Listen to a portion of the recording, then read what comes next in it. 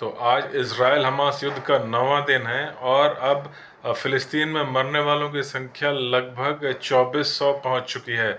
आज ये रिपोर्ट जो है जो फ़िलिस्तीन की वहाँ की हेल्थ मिनिस्ट्री है, जो हॉस्पिटल वगैरह के रिकॉर्ड्स रखती है, उनकी ये स्टेटमेंट है जिसमें उन्होंने 2400 कुछ लोगों के मरने की पुष्टि की है और 10,000 से ज़्यादा लोग घायल बता रहे हैं। ये वो फिगर हैं जो कि ऑफिशियल काउंट में कंफर्म हो चुकी है और एक तरह से उनके डेथ रिकॉर्ड इशू हो चुके हैं। तो वो संख्या लगभग 2400 की है। इसके अलावा जो है और जो लोग मलबे के नीचे दबे हुए हैं, अभी वो सब तब पता चलेगा जब ये सारा कोई और इंडिपेंडेंट मीडिया जाएगा और वहाँ से मलबा हटाया जाएगा। इस दौरान जो है कल या परसों शायद इसराइल ने इंटरनेट भी बंद कर दिया था और कल शाम से ही जो है वहाँ ग्राउंड ऑफेंसिव शुरू है। पूरी तरह से शुरू नहीं है तो पार्शियली कुछ स्पेशल फोर्सेस इसराइल के अंदर दाखिल हो चुकी हैं। कुछ टैंक्स वगैरह आर्टिलरी पीसेस भी जो है ऑपरेट कर रहे हैं गाजा के अंदर।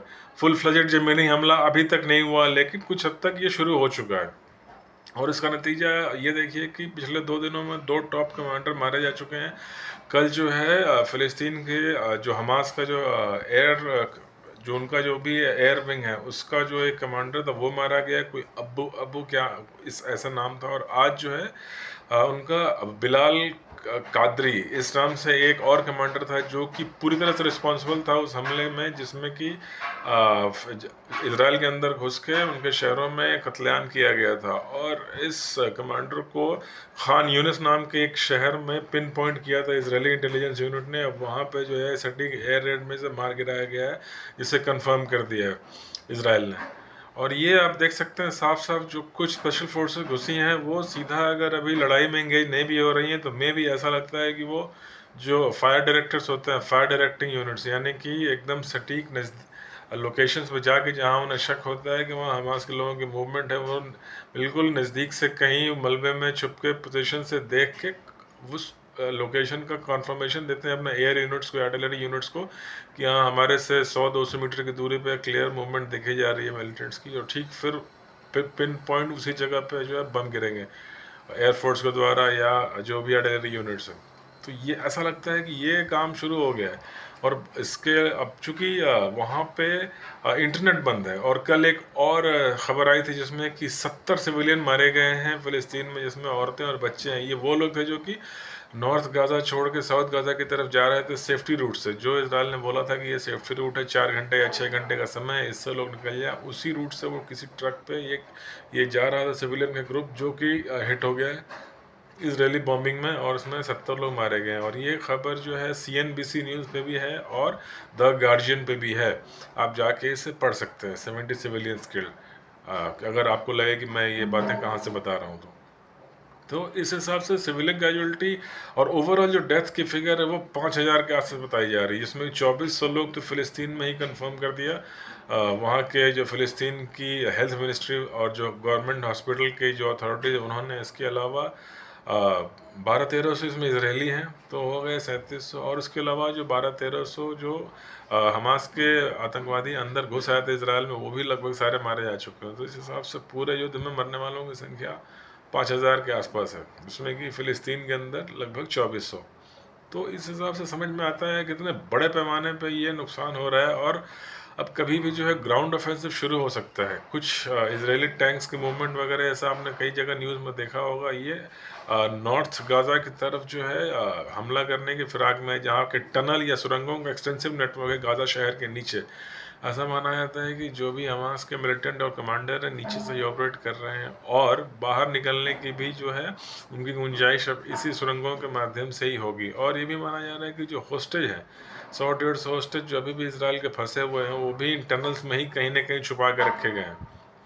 तो इसलिए भी मे बी ग्राउंड ऑफेंसिव में थोड़ा सा डिले हो रहा है और स्पेशलाइज्ड ऑपरेशन होने की संभावना है जो कि स्पेशल फोर्सेस करती हैं, जिसमें कि हॉस्टेज को जहाँ तक हो सके छुड़ाया जा सके और फिर टनल के अंदर घुस के जो है आमने सामने क्लोज क्वार्टर कॉम्बैट में न्यूट्रलाइज किया जा सके हमास मिलिटेंट्स को। और कई जगह से ये भी खबरें आ रही हैं कि हमास जो है सिविलियंस को घर छोड़ने के लिए मना कर रहा है। एक तरह से वो एक तरह से उनको घेर के रख रहा है कि आप लोग नहीं जाओगे, ताकि कुछ ह्यूमन सिविलियन शील्ड मिले उसे, ताकि इसराइल का हमला कुछ रुक के आए, संभल के आए।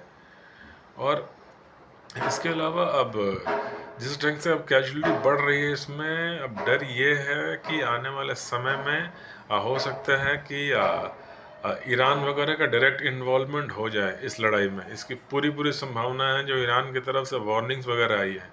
और आपने देखा होगा, जो सबसे चिंता की बात है कि आज एक और युद्धपोत अमेरिका ने भेज दिया पर्शियन गल्फ में। इसके पहले 2 एयरक्राफ्ट कैरियर वहाँ पे जा ऑलरेडी पहुँच चुके हैं, यानी कि और इस समय पर्शियन गल्फ में अमेरिका के 3 एयरक्राफ्ट कैरियर तैनात हो चुके हैं। अब सोचिए, पूरे हिंदुस्तान के पास अभी केवल 2 एयरक्राफ्ट कैरियर है और 3 एयरक्राफ्ट कैरियर अमेरिका ने तैनात कर दिए पर्शियन गल्फ में। जाहिर सी बात है, सिर्फ पैलेस्टाइन या सिर्फ गाज़ा पट्टी के लिए तो 3 एयरक्राफ्ट कैरियर की ज़रूरत नहीं है। वो आगे की लड़ाई देख के तैनाती की जा रही है कि ये आज न कल देर सवेर ये फैलेगा और ईरान का सीधा इन्वॉल्वमेंट होना बहुत हद तक अब पॉसिबल नज़र आता जा रहा है। और अगर वो इन्वॉल्व हुआ तो फिर अमेरिका का डायरेक्ट इन्वॉल्व होना भी एकदम श्योर है। यानी कि ये एक वर्ल्ड वॉर की सिचुएशन तेज़ी से नज़दीक आती जा रही है, ऐसा लगता है। और फिलहाल इस समय जो गाज़ा में हालात ये हैं कि वहाँ अभी रिपोर्टर्स तो सारे बॉर्डर से 3-4 किलोमीटर पहले ही रोके हुए हैं इन्होंने। रिपोर्टर्स अंदर नहीं जा रहे हैं। एक इंटरनेट था जिससे कि अंदर की वीडियोज़ या जो वहाँ के मैसेजेस बाहर आते थे, कल से इंटरनेट भी बंद है। इस समय गाज़ा में क्या हो रहा है ये बताना बहुत मुश्किल है। जो कहीं से कुछ सैटेलाइट इमेजेस आ जाएँ या कुछ वहाँ के जो यूनाइटेड नेशन के ऑफिसर्स वगैरह वहाँ से कोई रिपोर्ट आ जाए बाहर, बस वही एकमात्र सोर्स है। अदरवाइज इस समय वहाँ क्या हो रहा है, क्या कर रहे हैं इसराइल की फोर्सेस, ये पता लगना बहुत मुश्किल है। और ये भी है कि साउथ में इजिप्ट भी अपने बॉर्डर नहीं खोल रहा, जिसमें अब वहाँ के लोग इजिप्ट की तरफ भी जा नहीं सकते। हाँ, ये पॉसिबल है कि अगर ज़मीन के नीचे नीचे कुछ टनल सुरंग इजिप्ट के अंदर खुलती हो तो वहाँ से जितने लोग निकल सकते होंगे वो भले निकल जाए। अदरवाइज ऐसा आप ये नहीं मालूम कि इस समय जो इजरायली स्पेशल फोर्सेस घुसी हैं वो कहाँ क्या उन्होंने ब्लॉक कर दिया। हो सकता है साउथ में जाके उन्होंने जो है उन टनल्स पे कब्जा कर लिया हो जहाँ जो इजिप्ट की तरफ खुल रही हो।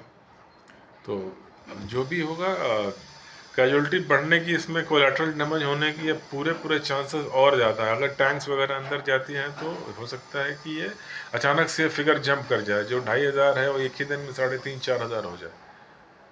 तो बस इसमें गनीमत ही है। अब ये लड़ाई कहाँ जाकर रुकेगी ये बताना मुश्किल है, क्योंकि इज़राइल इस समय गुस्से में है। और ख़ासकर जैसे रिपोर्ट वहाँ की बर्बरता की आ रही है हमास के द्वारा, इज़राइल के अंदर जो कांड हुए हैं वो उसमें बदले की भावना और एक दुश्मनी की भावना, इस सब ने मिला के बहुत ही एक ख़राब सिचुएशन ला दिया। और एक वहाँ 20 लाख लोगों के लिए सीधा सीधा ह्यूमैनिटेरियन क्राइसिस है। कुछ भी हो सकता है, ये नरसंहार जनसंहार कुछ भी कह लें इसे। और अगर ईरान कूद गया तो फिर कहना ही क्या। खैर जो भी हो, हम इस पे इस अपडेट पे रेगुलर अलग अलग न्यूज़ एजेंसी से स्टडी करके एकदम ऑथेंटिक जो लेटेस्ट न्यूज़ है और जो खबरें हैं हम आपके पास लाते रहेंगे। और तब तक मेरे चैनल को प्लीज़ सब्सक्राइब कीजिए और शेयर भी कीजिए अपने दोस्तों के साथ, लाइक भी कीजिए, ताकि मुझे मोटिवेशन मिलता रहे इस ढंग की जो है बातों को आपके सामने लाने का, एकदम निष्पक्ष होकर, ना इधर ना उधर। जैसी जो बात जो घटनाएं घट रही है बिल्कुल वैसा ही मैं आपके सामने लाना चाहता हूँ। देखते रहिए बातें नहीं पुरानी। बहुत बहुत धन्यवाद।